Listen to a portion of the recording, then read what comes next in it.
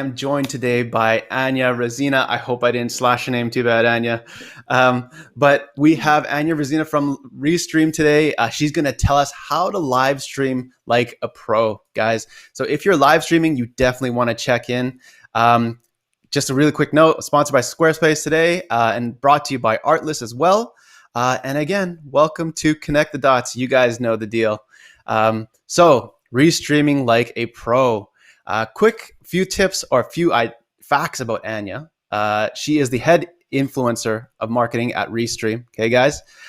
She loves to serve content creators and entrepreneurs. So I know you guys who are watching, you're going to enjoy this. She is the host of a Friday live series. So if you haven't already, check her out. I'll put the links in the description below on how to find her show. So you guys want to go check that out. And if she wasn't doing what she's doing now, she said she would be a journalist or a tech entrepreneur. What that means, we're going to dive into that a little bit later in the rapid round. So stay tuned for that. And something cool and amazing about her is that she's actually a former skydiver who's done over 400 jumps. Amazing. She's originally from Moscow, Russia, lives in Austin, Texas. And there she is in action. Check it out, guys. I can't believe she did this. This is one of my bucket list items that I want to do. So without further ado, Anya, welcome to the show. How are you doing today? Awesome. Thank you so much. That was such a cool intro. And yeah, it's been a while since I jumped from the airplane, but that was definitely a good time and a big part of my life. So it's so fun to I see can that feel my again. heart. I can feel my heart racing right now. Just the idea of jumping from a plane. So I don't know how you do it 400 times. Ridiculous. All right. It's actually easier after 100 times. The first All the right, I'll first keep that 10 in are the mind. worst. All right, so without further ado, guys, we're going to tell you what's going on today. Here's a quick summary of what we're going to be talking about, what you should know or have before you go live. Okay, these are really important tips and tricks. What do most people not know about Restream? And for those of you who don't know what Restream is, this is exactly what I'm using now to stream all my lives to Facebook, Instagram, LinkedIn, and there's so many other possibilities to which you can stream. Then we're going to talk about when's the right time to go live. How can you boost view time and engagement with live streams? And how do you create an unforgettable live stream experience? Whew, that's a mouthful, but we're going to get into it, okay? And finally, why use Restream over its competitors? Oh, and lastly, she's going to give us some tips, tricks for you beginner live streamers out there. Okay. So don't forget to subscribe if you haven't already, and hit that like button if you know what you're getting and you get value out of this video. So without further ado, here we go, Anya. First question, what should you know or have before you go live? That's a very simple and at the same time very big question. There's a lot to unpack here, so let's just get to it. So there are two things that you definitely need to figure out. One is your tech. Like, so what are you going to use? What are the essentials of your gear, your technology, your software in order to make sure that that live stream happens and it makes you look good and your community, your audience enjoys watching it, right? And the second thing is the content itself, right? Like, you need to understand what you are going to be talking about. What is your stream? Are you going to stand out with your content compared to other people going live on all social platforms at the same time? So, or separately, right? I would say for someone who is just kind of starting and figuring things out, like, what do you need? You need to understand that your live streams are not going to be perfect.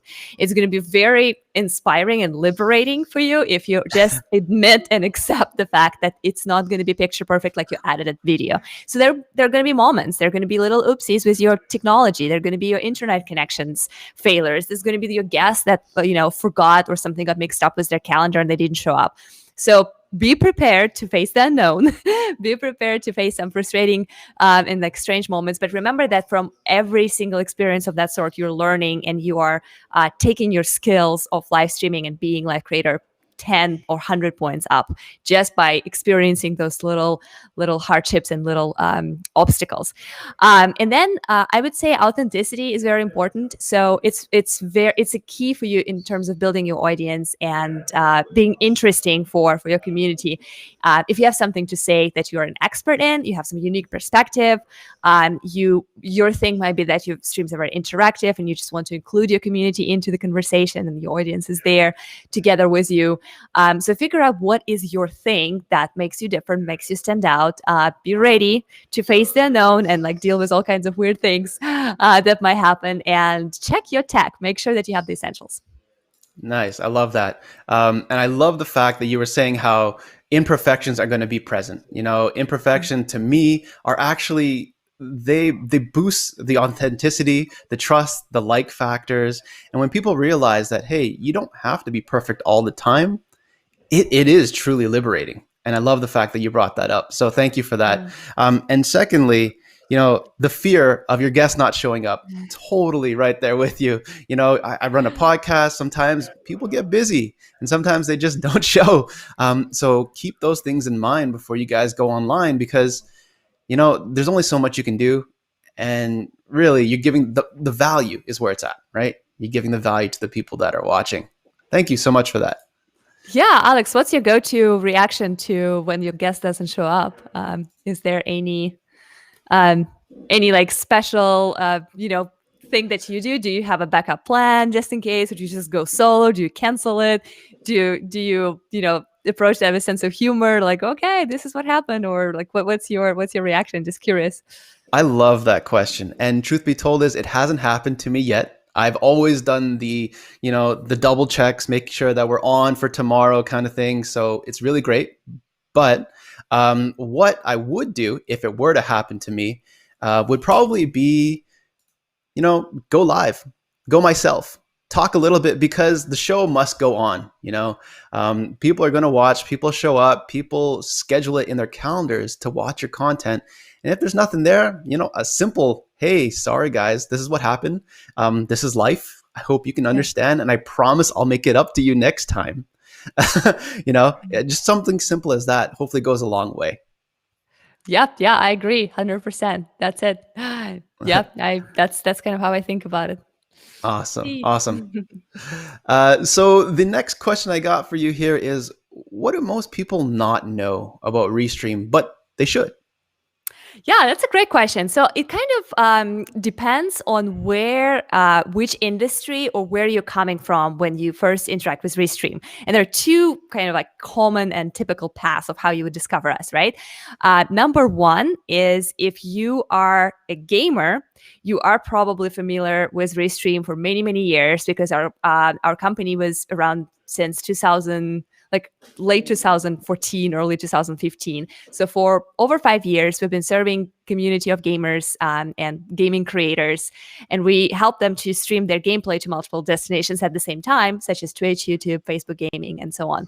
So for those people who are used to thinking about Restream as an extension of their game capture experience, a lot of those people don't know that we actually offer a studio, which is where we are right now, right? Like, so that you can actually use our own built-in encoder in order to go live without adding any additional complex software. And it's as simple as, just 4 or 5 buttons on the bottom and just a couple of tabs on your right, and you can start creating content and sending it out as just directly from your laptop, from your browser. So if the situation is the other way around, if you're a business creator, if you are discovering Restream from the studio perspective, you might not know that Restream actually has a lot of functionalities that connect Restream with other tools and software. For example, you can use it with OBS, you can use it with Zoom, you can multi-stream your Zoom webinars, you can use other tools that are like such as Ecamm, XSplit, and so on. So it's just really easy to forget how robust, sophisticated, and kind of agile this tool is. So whatever you're coming from and whatever your objective is for live streaming, you will be surprised how much Restream has to offer. Definitely. Thank you for that. And I going to, talk to that too, is when I started using Restream myself from personal experience, I had no clue what to do. I kind of just jumped on it, and it's so nice to know that there is a free account that you can sign up and kind of play with the studio. So for those of you who are thinking about using, Restream, definitely go in, hop in, press every single button, and honestly try to break the system. Good luck trying to do that, but it's definitely something you want to do. And there's so many cool things like graphics, captions, chat functionalities that I use myself, and it really adds to the whole user experience. So I'm really surprised to see that how much Restream offers as a free user to just kind of get in there and get their hands dirty. So thank you for that, really. Yeah, and to thank you so much for saying that. That's really beautiful to hear. And to add on to what I mentioned earlier, it's also I think it is, to me it is a common knowledge, right? I think everybody knows that, but since we're on this topic of what you might not know, it's good to remember that Restream is the inventor of the concept of multi-streaming. So that idea of streaming your live video to multiple platforms at the same time, that so to say, like that Hootsuite of your live streaming, is entirely made and created by Restream founders. So they made this whole concept. They invented it. And because we think of ourselves or like to think about ourselves as inventors, there is constantly evolving, growing process for our product and the experience for content creators that we're building. So we're always on the roll of adding new features, improving your experience, adding new things, listening to features requests, and any kind of comments from our community of what would they love to have, what is going to make their life easier. So that is putting us as a pretty unique company, because we've been around for quite a while, but yet we still operate as a very lean and agile startup, very, very creator focused. Nice, nice. And I'm going to put you under the gun here, or under the spotlight really quickly, and say, is there or something that the audience really wants, that is a feature that isn't there already, that is upcoming? Could we give a little teaser? If not, that's totally cool.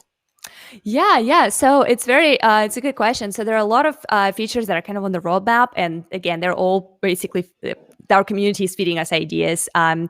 Aside from Friday Live Show that you mentioned, where I interview content creators, I also host a bi-monthly, so every other Wednesday, I host Wednesday Q&As with our customer success team. So it's basically me and head of customer success doing like this Ask Me Anything type show, when we send out emails to our existing users and say, hey, wherever you get stuck, whatever you want to know, just come on in, ask us the question, and we will let you know either how to overcome it, how to work around it, or if it's happening now, if we're building this, we'll let you know. So that's another cool content or show, so to say, that you can check out on Restream YouTube and Facebook pages.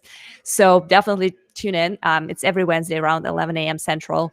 And so another thing that happens when our community talks to us and says, hey, we would love to see this happen to Restream, or we would love for you to offer this kind of functionality, our team members become champions of certain features, right? So we decide that, okay, so I really like this idea. I really think it's applicable to what I do or what my team is doing. In my case, it's influencer marketing. So I work a lot with creators and opinion leaders in the space. So one of the features that I'm championing right now is the remote producer or co-producer, I guess. So what you're doing right now, Alex, is you are running the show by yourself, right? Like you are controlling the overlays, you're figuring out when you're going to spotlight or maximize me, when it's going to be two of us together, when you're going to put your logos, any other graphic overlays and things like that. So the feature that we're trying to bring in, hopefully before the end of this year, is that you could have another person who could be behind the scenes helping you run the show while you remain the talent on camera, which is a huge time saver and a huge help for people who have very busy chats, for people who have a lot of guests, for example, coming in and out during the same show, and who have a lot of graphics and overlays and video pre-rolls and video inserts as part of their show experience. So this is one of the features that I'm happy to share with you, because this is something that I am pioneering and championing within Restream team. And there are a lot more that you can learn if you follow us on YouTube or Facebook. Oh, I love that. Thank you so much for that, Anya. So you heard it, guys. They are adding this new feature. Someone else is going to be able to co-pilot this live stream with you. You guys didn't hear it from her, though. I'm not doing this myself. There's a guy in the corner who's doing it for me. Just kidding. uh, but but in all reality, it's great to have these live functionalities, at our hands as especially an influencer or somebody who wants to build content. But I guess what I really would love to know more about is, a next question: when is the right time to go live? Depending on where you are around the world, what does it depend on? Yeah, that's a great question. And the answer to this one, unfortunately, is it depends. So it really depends on your community and the type of content that you're streaming. So, for example, if you are, if your content is all about how to do something, if it's instructional or educational, then you need to think about when your community is more likely to be available to watch that stream, right? And especially if interactive questions in the chat are part of your experience, you definitely want to make sure that the most people possible are going to be comfortable with your schedule. So there are several things how you could analyze that. You can look at you can do a little bit of A/B testing, right? Like you can start your show and say, hey, okay, so what if I go live in the morning, like at 10 in the morning, then see your attendance. Then next time, try to go live in the afternoon. Next time, try to go live closer to the evening and kind of see where you get the most traction and probably repeat it a couple of times because if you only have one sample, it might not be accurate. Another way to do that is to kind of like guess where that sweet spot for you is to ask your community. You can run a poll or survey among your subscribers. You can either do it on social media or through your email list, and just say, "Hey, if you would like to see my show when I interview people, what is the best time? What day of the week would work best for you?" And then see how people react. For us on Restream, we have several different live shows kind of happening throughout the week, and I'm actually overseeing our content on Restream official channel. So it's a little bit of a producer puzzle that I always have to manage. And from our experience, the shows that happen on weekdays, on business days, Tuesdays, Wednesdays, and Thursdays, ideally in the morning or very early afternoon, perform the best because that's when people are more interested in tuning in to something that is for business. Now, it's going to be completely irrelevant if your show is all about entertainment. If you are streaming comedy or if your show is like this, fun kind of like a comedic exchange, then of course, think about people being more relaxed and being more ready to consume your content when they're after work. So then evenings and weekends would be your best bet. So definitely check out what kind of content it is, what kind of community members do you want to attract, and maybe ask them directly to get the best idea. Awesome, awesome, awesome tips. I love it. Thank you so much, Anya. One thing that I would add that has worked for me personally is actually Google Analytics. So if you look at your existing audience, guys, you can go into Google Analytics, hook it up to your YouTube channels if you haven't already, or whatever platforms you use, your websites, and you're going live. Check out the times when there's the highest number of audience viewers, watching your stuff. And that's typically a good guess or a guesstimation of when to go live. So whatever Anya said, plus that, you guys should be golden, hopefully, right? Yeah, I think there's another important thing to remember that no matter how good you get at figuring out what is the best time for your community, you are always going to get more views post play, right? Like replays and after your video is published on the platform. I know it sounds counterintuitive because you would think the whole point of live video is it's live, it's interactive. You can show up, you can ask a question and we'll answer it in real time, right? But unfortunately, the reality is that a lot of people are just going to mark it and remember, okay, so this is a great show, this is a good topic, I'm really interested in this, but I don't have time to do it right now. So they will work it into their schedule on their own time. So don't be surprised that a lot of your views are going to be coming post factum, like after your show and your live stream is done. So keep that in mind, and that's going to be also very helpful for you, so you don't get frustrated if you don't get immediately like thousands of views as you go live. I'm so glad you brought that up because actually, in fact, in my case, that's exactly what happened. I did a live with a dear friend of mine, Laura Beauparlon, not too long ago. And all over, I think 3 days after the 3 day, the live was done, 3 days later, there was about 200 and somewhat views. And I'm like, where did this come from? Yeah. And it was being picked up by suggested, searches on YouTube. And it's being pushed out amazingly to so many places that I never thought possible. So lives are so, so, so valuable for content creators because they get that view up, they get that engagement up, the exposure, right? Yeah, I always like to say that your work is not done when you click that stop being live or finish the stream button. Again, sounds a little counterintuitive. You think of your stream as this moment between you hitting that go live button and you saying, okay, and we're done. Stream is over. So the reality is that there's a lot of preparation that comes into before the stream, as you know, as we discussed before we went live. But there's also a lot of post production, a lot of repurposing. A lot of times, what I do with my guests is I ask if they would be comfortable sharing the interview with their community. And when you do that with the show before it happened, I know it sounds crazy, but 80% of people would be very reluctant because they'll be like, well, I don't know how it goes. I'm not sure I'm going to sound great. I'm not sure, the interview questions are going to be, as good as I want. So most people won't be sharing the interview or the content before it's done. But after it's done, if they feel good about it, they will be much more eager to spread it out among their community and their personal networks. So that's where you get a ton of extra views. In addition to that, if you repurpose your content in any shape or form, if you create small clips for your social media with little snippets and little pieces of your episodes, if you repurpose it for a podcast where you can also link and say, hey, if you want to watch the live video of this, you can click this link and view the person in real time, not just hear the recording. So all of those things are going to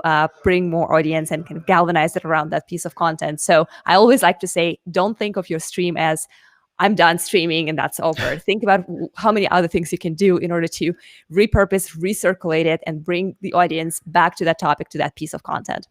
Oh, so well said. And I also would love to echo that because for me, I truly believe that 50% of the battle of content creation is the content creation. And the other 50 is actually the marketing. You got to send it off to people and get people to see the stuff. Otherwise, no one's going to watch anyway, right? Yep. Um, awesome. So actually, this ties really well into the next question, which is how can you boost view times and engagement with live streams? I mean, you touched on it a bit already. Saying how during the lives people don't actually interact as much as we would love them to, but it's actually the aftermath or after it's been posted that they interact. So what's your take on this? Yeah, sure. That all breaks down into three pieces or three parts for me. It's pre-production, during the live stream, and post-production. So we kind of covered a little bit of a repurposing aspect of it. So what you can do, and again, we're starting from the end here, right? But after you're done live streaming, there's a lot of work that you can do in order to recirculate that content. You can send the link to that video to your community. You can republish and repost it later. Actually, if you're using something like Restream, you can download the recording of your stream and then upload it to even more platforms that might not even be connected to Restream, just like your personal website or your mailing list or anything. You can also do a lot of things. Another great repurposing tip that I recently got from one of my guests at live show was uploading the video on IGTV. So you take your video, your live stream as it is, and then you upload it on Instagram TV. And in that case, you reach that Instagram audience that normally you won't be able to multi-stream to because of the rules that Instagram has. They only want you to stream from your cell phone, right? But with IGTV, you can actually download the video and post it there. And you can even create a little clip from it that you could use as a story on Instagram as well as on LinkedIn, since they recently released stories as well. So there's a lot of different opportunities for you to take that video and to make more of it and kind of like recirculate it and rebroadcast, reshare it with your community. Now, taking one step back, when you are live, if you want to drive engagement in audience, you definitely want to make sure that you have the compelling topic, you have a good guest, or you have a very interesting conversation going on. And what really helped me, what changed my game, it was to make it more interactive than you think it needs to be, right? So one of the things that I started to do on my show was to start with some kind of an engaging question. Instead of being like, hey, here's my guest, this is what we're going to talk about, I always start with saying something like, hey, where are you guys watching us from? Or what type of content do you stream? If you multi-stream to multiple platforms, what are your top 2 platforms that perform the best? So when you ask a question, the audience just naturally, it's very comfortable and easy to talk about yourself versus to talk about some other topic. So it's very natural and easy for people to say, oh yeah, I'm watching you from Austin, Texas, or I'm watching you from England. And that immediately starts, and when people start seeing the chat is getting busy, people get inclined to continue and contribute. So that was one of the tricks that I was using recently, and that was really helpful. And then another step back to the pre-production, I think it's very important to schedule your stream ahead of time. Luckily with Restream, you have an event feature where you could set up your title, your description, your thumbnail in advance on platforms such as LinkedIn, Facebook, and YouTube. And if you post there, people will have the opportunity to set a reminder so they won't miss the stream, because for a week before it goes live, they already know that this is going to be happening at this time on this day. And in addition to that, what helps us with our content is we always make sure that we send out emails to our community and say, hey, here are the shows that you can watch this week. This is an email that goes out every Monday. And we make sure that we have everything scheduled and filled in and ready to go by like Friday evening. So on Monday, this email goes out and people can learn about what kind of content they can expect. And of course, if people are interested, they can, again, click on the link, set a reminder, and then they can show up when we're actually live. Nice. Awesome. So I'm going to go ahead and use that tip of yours right now and say, whoever's watching, put in the chat where you're tuning in from, Canada, US, wherever you are. Definitely let us know where you're joining us from, and let us know what content you stream. And if you use Restream, what is your favorite tool or graphic in Restream? There's so many that you can choose from. And, it's honestly, it's kind of scary how much you guys give to us to use as, an end user.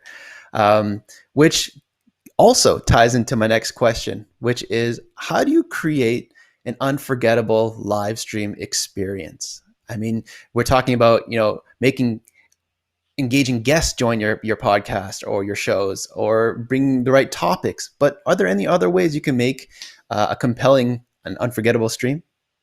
Yeah, sure. So starting with the basics, I would say make sure that everything works well. So the number one thing that will kill your stream, your audience, and your whole vibe, and possibly your mood for the day, is if something goes terribly wrong with the stream. And in that, I mean, if your audio is bad, that people cannot really hear you, or it's interrupted, that there's interference in there.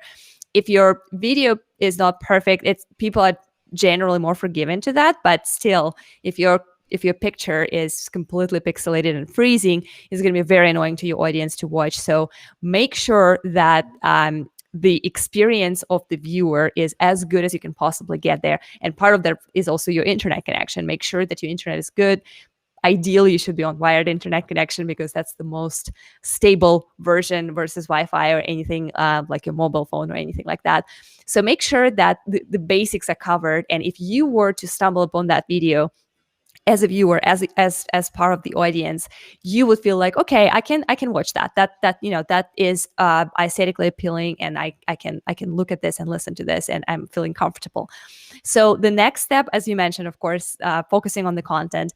If you can secure interesting guests who have an interesting perspective, an interesting input, have a lot of expertise and experience in what they do, oh, excuse me, that would be a great add-on, because your stream has to add value to people. So think about it from the perspective of what the person who is going to come and watch it get from this. Are they going to learn something? Are they going to get entertained? Are they going to have a good time? Are they going to feel good about themselves? Like, what is that feeling, that emotion that you are going to introduce into their life as a result of that stream? And then, of course, if that's your thing, make it interactive. Make sure that people are part of the conversation. Make sure that you remind them, like, hey, if you have any questions for Anya or for Alex, like, make sure that you put them in. We'll be happy to answer. We would, highlight your comment here. We would love for you to participate and be part of this conversation. So please don't be shy. Stop by, say hi. So that is also always helping for the live part of the video. It makes it much more compelling and engaging, because people feel like, okay, you're there and you're actually addressing me and you're actually inviting me and including me into this. So yeah, I'm definitely going to stick around. Nice. Oh, I love that. And making sure to emphasize on the emotions that your guests or your viewers are watching, because for me especially, I not only do content creation, but I'm also a life coach as well. And so when I work with people and their emotions, we work with something called significant emotional events. If you think about a time in your life where the bad things, you can remember them just like that, probably Yeah. because your emotional level is so high and so receptive. But then if I ask you, can you think of the best times? Yes, you'll remember the polarizing best times, but the mediocre ones is like, not really. I don't remember. So really, getting that emotion up, bringing that energy to the show or to whatever you guys are doing, really makes a big difference. So that's what I would add as well, if that's okay. Yeah, yeah, absolutely. And be you, right? A lot of people think I don't know where this misconception is coming from. I think it's driven by the traditional TV or edited video. For whatever reason, people think that you have to be absolutely perfect and so polished and so ideal in order to ever even consider going live. And this is so funny to hear for me personally, because I always like to remind people when people ask about streaming and like, should I do that? Is it a good use of my time? I always want to say that you have about 100 reasons why you shouldn't stream. Any person in this world can come up with hundreds of reasons why I shouldn't go live. It could be something like, oh, English is not my native language. I have an accent. Check it in right here, right? Oh, my hair doesn't look good on camera. Oh, I just in general don't look good on camera. I'm not that interesting. I have nothing to say. I mumble. I have fear of public speaking and like audience being there. I'm afraid of trolls and haters. Like there's so many things that you can say will stop you, and if you follow that, you will never get there. But remember, there's always at least one reason for you to go live, right? And I think it's good to stick to that reason, to understand what is that reason. Are you trying to learn something from this? Are you trying to educate others? Are you going to share your passion? And once you stick to that thing, just make sure that your authenticity and your real you is okay. It's fine. And even if it's not perfect, people are going to be very accepting and very forgiving and very accommodating and inviting, as long as you are not trying to be something else and you just bring your real you to the conversation and to your audience. Yes, yes, yes. And I think it was actually Tony Robbins who said, on my perfect day, I am perfectly imperfect." Yeah. Right. So, be kind to yourself, guys. Don't worry about it. Heck, I make tons of mistakes, and I'm serving you because I want to bring you value. And having guests like Anya come on the show, hopefully you guys learn something and you can implement, and hopefully this gives you a bit of courage to just take that step and start creating your own content. Right. Yeah. Um, which brings me to my next question is, Restream is a great platform, but like everything else, there are competitors. So why would someone use Restream over its competitors? And I know, obviously, this is completely unbiased, right? But I would love to know what your take is. Yeah, it's a good question. It's one of those difficult questions that it aligns very, very well with what we just spoke about, right? Like it's a difficult question to answer because generally people don't love to talk about their competitors, but it's a good place and it's a good opportunity to get yourself out of comfort zone and face that question, right? And tell yourself, answer to yourself first, and then to your community, like why your show is better than someone else's show, why your product is better than someone else's product. So we at Restream, for the longest time, we had a very interesting perspective on competition. Our CEO at some point watched one of the panel or TED Talks discussions by Peter Thiel, the PayPal, one of the early investors of PayPal. And I believe the session was called Competition is for Losers. And basically, the whole premise of that conversation and that talk was about that don't try to go to the area, don't try to be in the place where you're competing with a ton of people. Avoid competition. Be the only one, the unique, the different, the first, right? So this is how Restream started originally. We were the only multi-streaming solution. We were the creators of that concept. Now, of course, 5 years later, there are a lot of different organizations and companies that are coming up with similar solutions.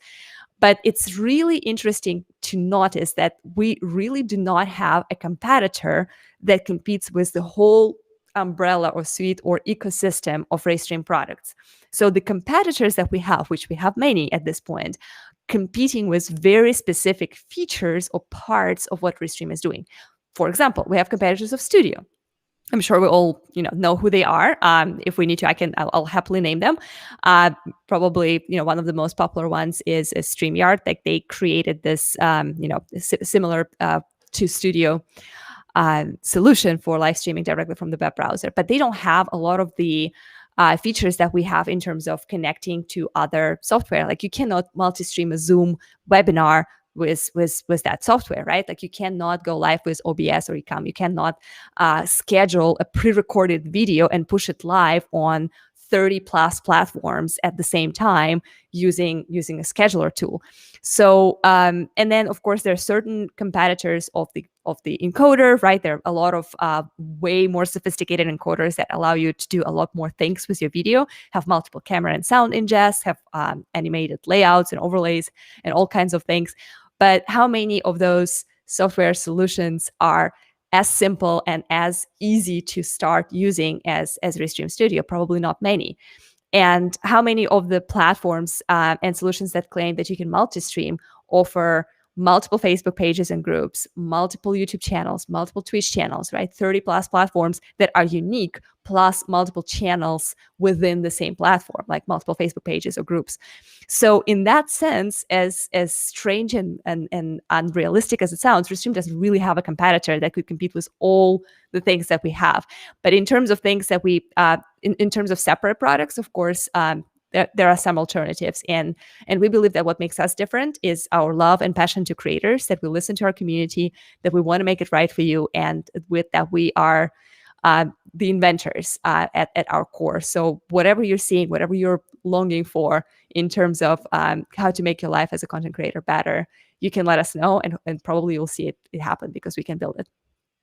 Awesome. That's so nice to know that, you care so much about your users, your end users, because that's where all the value is going to go to, and they're going to help promote your own stuff. So it's so nice to know that there's actually a platform out there like Restream who listens. Not many, companies or competitors would do that. So thank you for sharing that. And finally, what tips would you give to beginner live streamers, who want to start on this journey of live streaming? I have a few of my own, but I would love to know what your take is on, how to get started and what to do. Yeah, it's a good one. It's actually one of my favorite questions, because when we do Q&A sessions at Restream, our Q&A kind of interactive shows, my favorite ones are the ones that we do for newbies, right? The ones for just newly registered users, people who are just starting and trying to figure things out, because they have this open mind and they're like, oh, how do I do this? Like, oh, wow, I didn't know that you could do that. Versus very experienced and advanced people are much more like, they ask very specific, like very nitty gritty questions. So I think that the, like I mentioned earlier in the segment, the only thing that stops you from going live is your self-consciousness. If it's your doubts, it's your insecurities. So the first thing that you want to get rid of is admit that it's not going to be perfect, but you can still do the best job that you could ever possibly do if you go live, if you try it. So number one tip is definitely give it a try, go live, experience this. And once you break that first step of like, oh, I'm not good for this, I don't know anything, I don't know what I'm doing, you will be really surprised how quickly you will start picking up the things that are crucial, like how quickly you'll understand like what are the essential and critical pieces of hardware, what are the essential and critical pieces of how you build your content and how you plan your live stream. And all of those things, there's a ton of material online in the internet on how to tell a story, how to create compelling graphics, how to engage your audience, how to grow your channel. Like all of those things exist. But the number one thing that you need to realize is that it doesn't take much for you to go live. You don't have to have a professional studio and all kinds of great equipment and all kinds of, assistants and professional producers running around you in order to create content. And that girl that powders, what is it called? Like when they polish your face, it doesn't shine. Like none of those things have to happen with you on your step one, and you will build on. Just start with the basic. Maybe it's just your laptop. Maybe it's just a quick stream when you say hello to your community and ask them what would they like to talk to you about, what kind of topics would be interesting for them, and then you will start building on. So don't be afraid to take it step by step, baby steps, and definitely overcome that fear of hitting that button, because for whatever reason, even for me till today, with all the experience that I have with live streaming, it is a little scary. It's a daunting task. Yeah, no, definitely. Actually, I was gonna say just before I got live on with you here, I'm feeling this, these butterfly sensations. I'm like, I've done this a few times already. Why am I still feeling Yeah. nervous? Yeah. But it's so nice to know that other content creators go through the same stuff too. Absolutely. These butterflies, they don't go away, guys, but they're fun. They're there for a reason because you They feel feel good. alive, right? Yeah. They feel great. Yeah. So thank you for sharing that, and for being honest with us because it's so refreshing to hear other content creators do the same or feel the same, right? Yeah. Which brings me to our final segment of our show, which is called Rapid Fire, guys. This is the section where we ask Anya or our guest 10 questions, and she's going to give us the quickest answer she can possibly give us. Are you ready, Anya? Oh, I hope so. I've All never right. done that So before. I'll be honest with you. So this is my first time trying beautiful. something like that. Trust me, it's easy and it's fun. Are you ready? Ready. Here we go. So, if you could buy any type of food right now, what would you buy? Ice cream. Ooh, nice. What color is your toothbrush? It's made of wood because I'm doing this eco-friendly thing. So it's that bamboo. So it's kind of like a wood color. Nice, nice. If you could go, or if you could be any animal, which one would you be and why?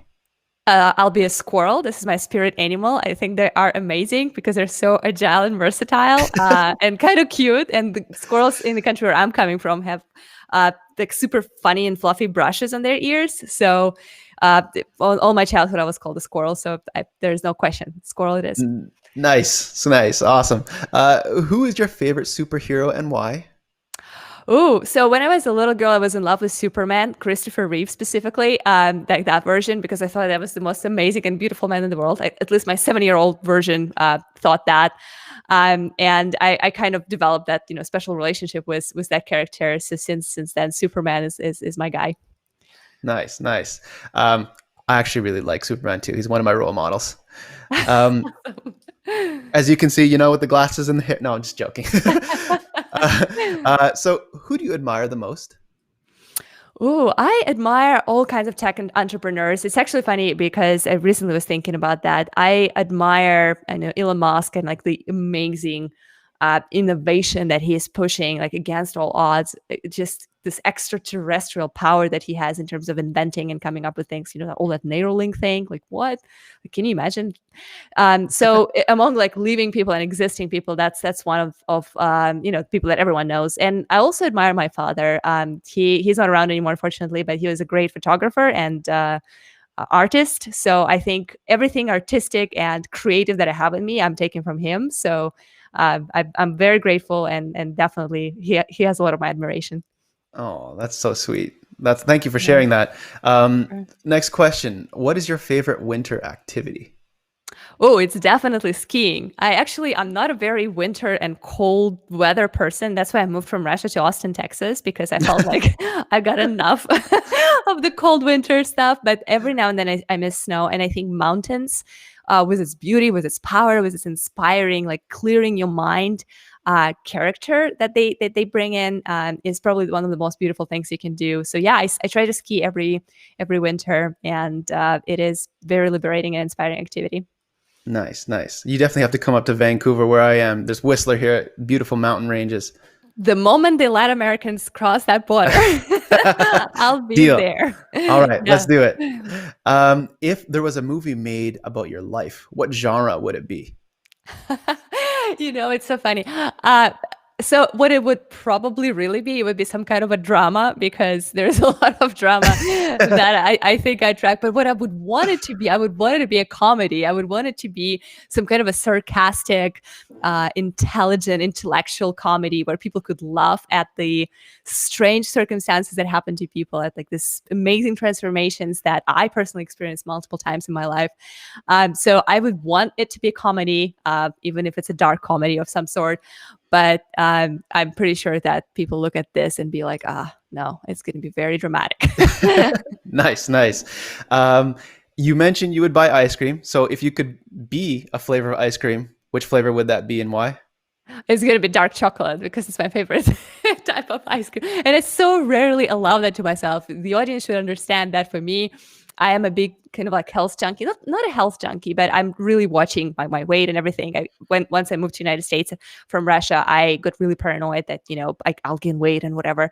So, and of course it's, it's not a good paranoia, good thinking to have, but I was very deliberate and like careful about what I eat and like the portions and everything. So ice cream is a big treat for me. Like it happens once a year maybe. So just to understand like the gravity and the drama of that situation, Nice. like what that dark chocolate ice cream means to me, it's a very special occasion. So that's what I would be. I can only imagine how good that ice cream tastes. That The once a best, year. Oh my best in the gosh. world. Yeah. And finally, what is your favorite cartoon character and why? Or who is your favorite cartoon character? Oh, that's so good. So, again, like, brainwashed by Disney cartoons, of course. I'll have to pick a Disney princess of some sort. So, growing up again, like my hero was Ariel from Little Mermaid. Like she was Nice. the one. I really liked her kind of like that longing for a different world, which is ironically exactly what happened to me. Right? I immigrated to a different country. I kind of like rebuilt my life in this new society from scratch, basically after leaving Russia. So I did, get, became part of their world, so to say, as she sings in the famous song.